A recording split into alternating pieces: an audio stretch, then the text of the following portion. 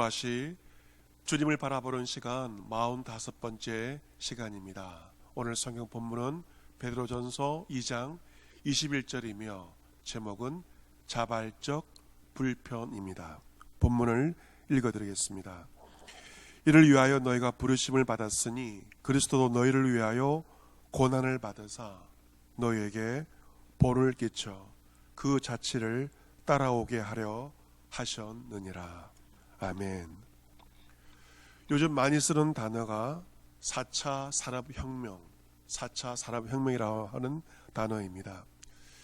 지금이 4차 산업혁명 시기를 앞두고 있다는 것은 인류가 지금까지 1차, 2차, 3차의 산업혁명 시기를 겪었음을 의미합니다. 1차 산업혁명 이후의 인류는 석탄과 석유와 같은 화석연료, 탄소가 나오는 그러한 연료를 통하여서 지금까지 현대의 문명을 발전시켜 나갔습니다. 그래서 현대 문명을 가리켜서 탄소 문명이라고 그렇게 말하기도 합니다. 하지만 이 탄소 문명을 통하여서 기후 위기가 시작이 되었습니다. 기후의 위기를 통하여서 생태계 전체가 변화되었고 결국에는 바이러스가 인류에게 역습을 하고 말았습니다. 지금 코로나19 바이러스가 인간을 위협하고 있습니다. 2019년도에 생겼기 때문에 코로나19라고 하는데 이 코로나19는 생태계 파괴로 인하여 서식지를 잃은 박쥐를 통해 생긴 재앙으로 알려져 있습니다. 앞으로 어떠한 바이러스가 인류를 위협할지 우리는 알지 못합니다. 데이비드 월러스 윌슨은 그의 책 2050 거주불능지구라는 책에서 기후위기가 가져올 지구의 미래를 예측합니다. 산업화 이후에 지금까지 온실가스 배출로 말미암아 지구의 온도가 1도 정도 올랐다고 합니다. 우리가 당장 온실가스 배출을 멈추어도 여파가 남아서 0.5도 정도 더 오르게 될 것이라고 말합니다. 만약 지구의 온도가 2도가 오르게 되면 쾌적한 지구는 사라지고 2060년도까지 약 1억 5천만 명이 호흡기 질환으로 사망할 수 있다고 그는 예측합니다. 40년 후에는 우리 후손들은 인류가 일찍이 경험하지 못했던 고통의 지구에서 살게 되는 것이죠. 지금도 기후위기는 기록적인 태풍을 일으키고 있고 눈폭풍, 지금 미국이 얼마나 큰 추운 겨울을 보내고 있는지 모릅니다. 폭염, 한파, 가뭄, 홍수 등을 일상으로 만들어 버리고 있습니다. 숲을 없애고 석탄과 석유를 떼니 이산화탄소의 증가가 오존층의 파괴를 가져왔고 북극의 영구 동토층마저 녹여서 해수면 상승에 심각한 기후변화를 가져왔습니다. 북극과 남극에 얼음이 녹아버리면 해수면이 상승하고 남태평양 섬들뿐 아니라 뉴욕과 상하이, 부산, 인천 같은 해안 도시들이 침수될 수밖에 없습니다. 또한 지구의 기후위기는 사막화를 촉진시켜서 농사 지을 땅이 부족하여서 인류는 식량 부족을 야기될 수밖에 없습니다. 식량이 부족하면 많은 사람이 굶주림을 겪을 수밖에 없습니다. 2015년도에 이미 이산화탄소 농도가 기후변화 임계점인 400ppm을 넘어섰습니다. 땅과 바다가 플라스틱 쓰레기 천지로 땅과 함께 바다까지 뒤덮고 있습니다. 현재는 지구의 생존의 위기입니다. 지구가 열을 받고 있고 지구가 불타고 있습니다. 지금 전 세계를 강타하고 있는 코로나19보다 더 위험한 것은 근본적으로 환경 전쟁입니다.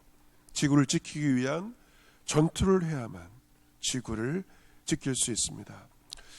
경제계 수장격인 대한상공회의소 회장에 취임하는 최태원 SK그룹 회장은 ESG 경영을 제안합니다.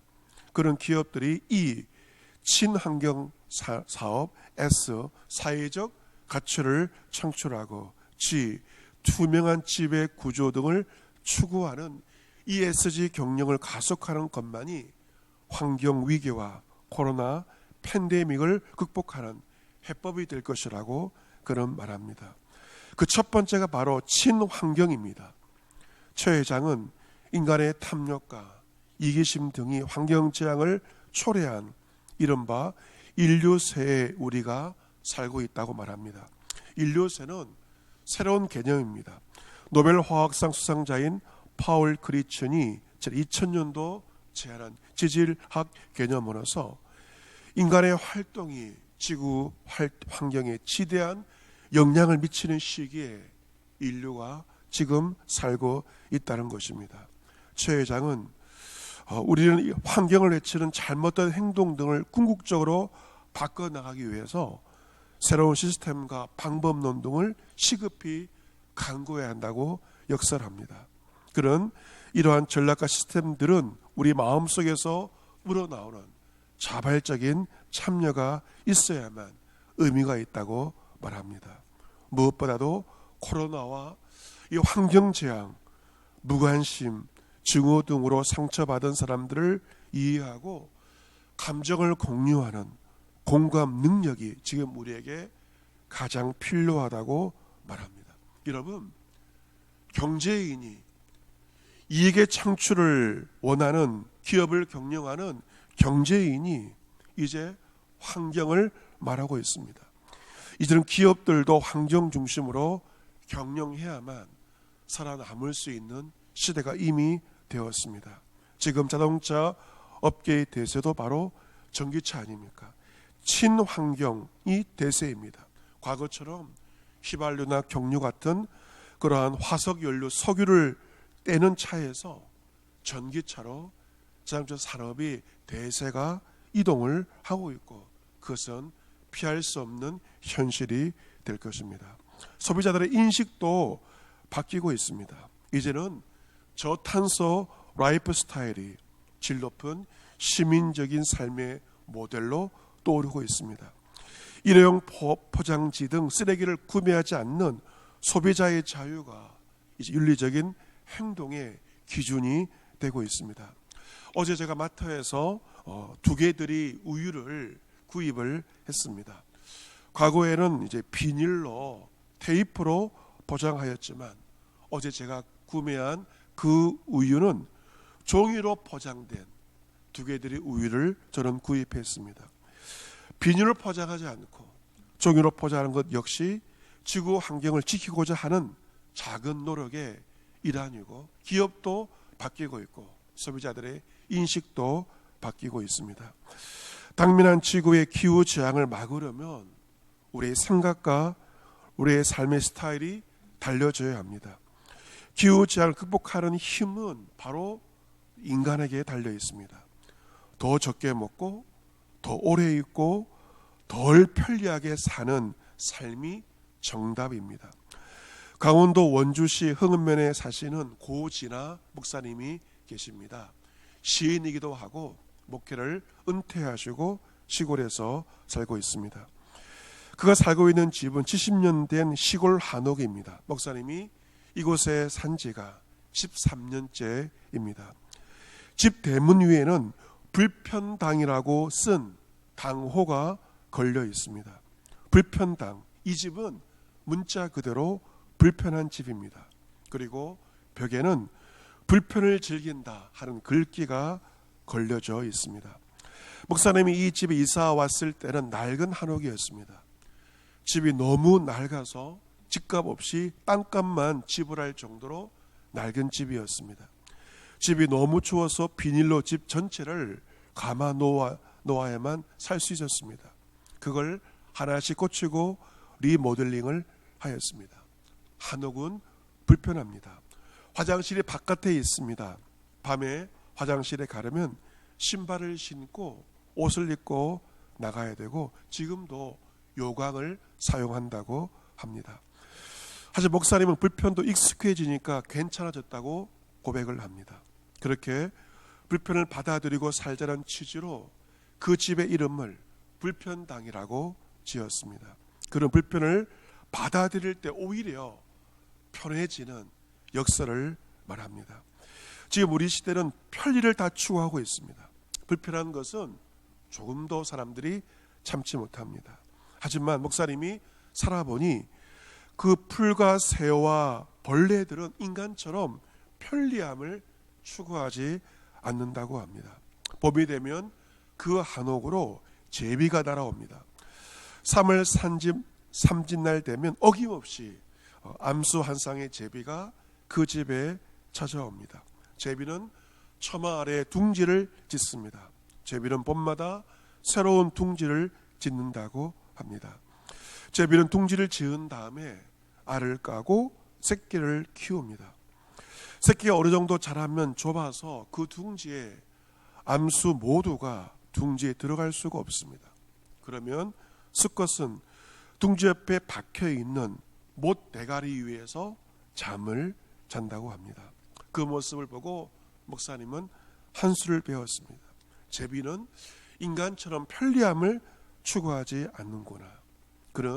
그러한 새를 보면서 또한 풀과 나무들을 보면서 불편을 받아들이면 편해지고 아무리 불편한 일도 받아들이면 편해진다는 소중한 교훈을 자연을 통해서 배우게 되었습니다. 우리가 지금 맞이한 코로나19의 이 감염병 재난은 환경을 파괴해버린 인간에게 자연이 보낸 경고입니다. 20년 전부터 감염학자들과 생태학자들이 지구에 심각한 기후변화가 올 것을 경고했지만 우리는 듣지 않았고 마침내 그 경고가 현실이 되어버렸습니다. 만약 우리가 지금 정신을 차리고 우리의 삶을 바꾸지 않는다면 앞으로 더 무서운 바이러스가 인류를 찾아오게 될 것입니다. 코로나의 이 현실 가운데 우리는 이제는 편리함을 추구하고 절제하지 않은 욕망을 추구하던 이전의 모습을 벗어버려야 할 때입니다. 오늘 성경 본문에서 사도 베드로가 말합니다. 이를 위하여 내가 부르심을 받았으니 그리스도도 너를 위하여 고난을 받으사 너에게 벌을 끼쳐 그 자취를 따라오게 하려 하셨느니라. 여러분, 우리의 부르심은 무엇일까요? 바로 고난의 부르심입니다. 예수 그리스도께서 우리를 위하여 먼저 고난을 받으셨습니다.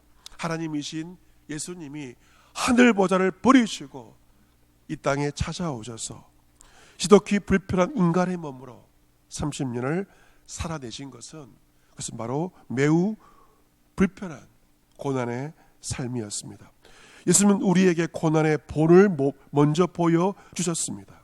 그리고 우리에게 그 고난의 자취를 따라오라 하십니다.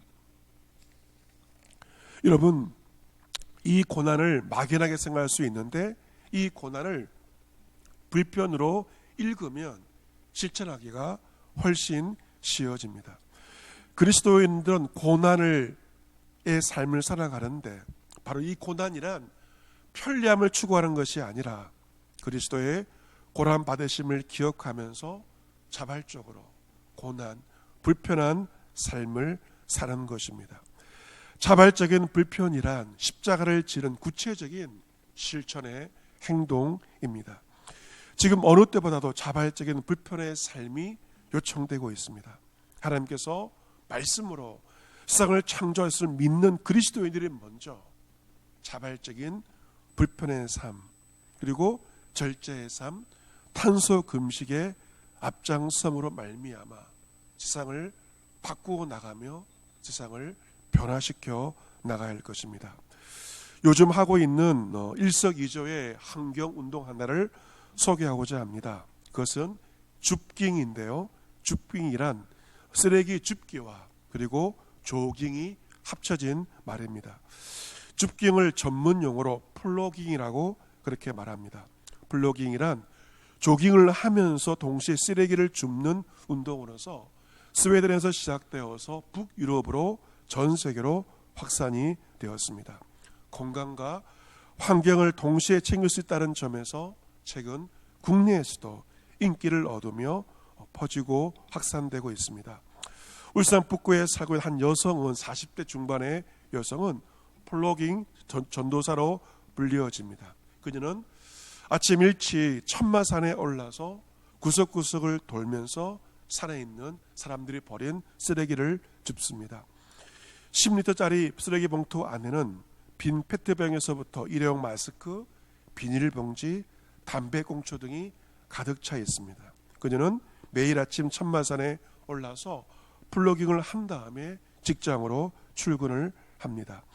쓰레기는 집으로 대가져와서 재활용과 일반 쓰레기로 분리해서 배출을 합니다. 그녀가 플로깅을 시작한 계기는 작년 가을에 태풍 마이삭이 울산을 강타했을 때입니다.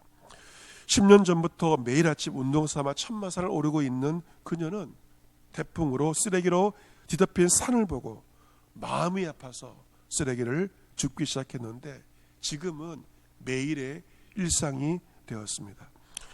어느새 그녀를 따라 플로깅에 동참한 사람들 하나둘 늘어나서 천마산에 가보면 자발적인 플로깅 등산객이 많아졌다고 합니다. 그녀는 평생토록 이 플로깅을 할 것이라 그렇게 말하고, 쓰레기를 줍는 것도 중요하지만 더 중요한 것은 쓰레기를 버리지 않는 방향으로 플로깅 운동을 하고 싶다고 그녀의 바람을 이야기합니다. 사랑하는 성도 여러분, 우리 코로나의 재앙 가운데 경건과 절제의 사순절 40일을 지금 보내고 있습니다. 이 코로나 재앙은 인간이 만든 것입니다. 지금까지 살아왔던 것처럼 편리함을 추구하며 살다가는 내 몸도 허약해지고 지구까지 병들어 버리고 말 것입니다. 내 몸을 움직이는 이 불편함이 내 몸의 건강을 지키고 지구를 살립니다. 이번 사순절 기간 동안 우리 위에 고난당하신 예수 그리스도의 그 고난, 예수 그리스도의 불편함을 묵상하며 여러분께서 경건과 절제를 통하여 자발적인 불편한 삶을 살아감으로써 그리스도의 자치, 그리스도의 뒤를 따라가시기를 바랍니다. 하나님께서 창조하신, 보시기에 아름답게 창조하신 이 땅을 쓰레기 더미가 아닌 금수강산으로 우리 다음 세대에 우리 후손들에게 물려줄 수 있는 저와 여러분 모두가 될 수 있기를 이 땅과 만물의 주인 되신 주 예수 그리스도의 이름으로 축복합니다. 아멘.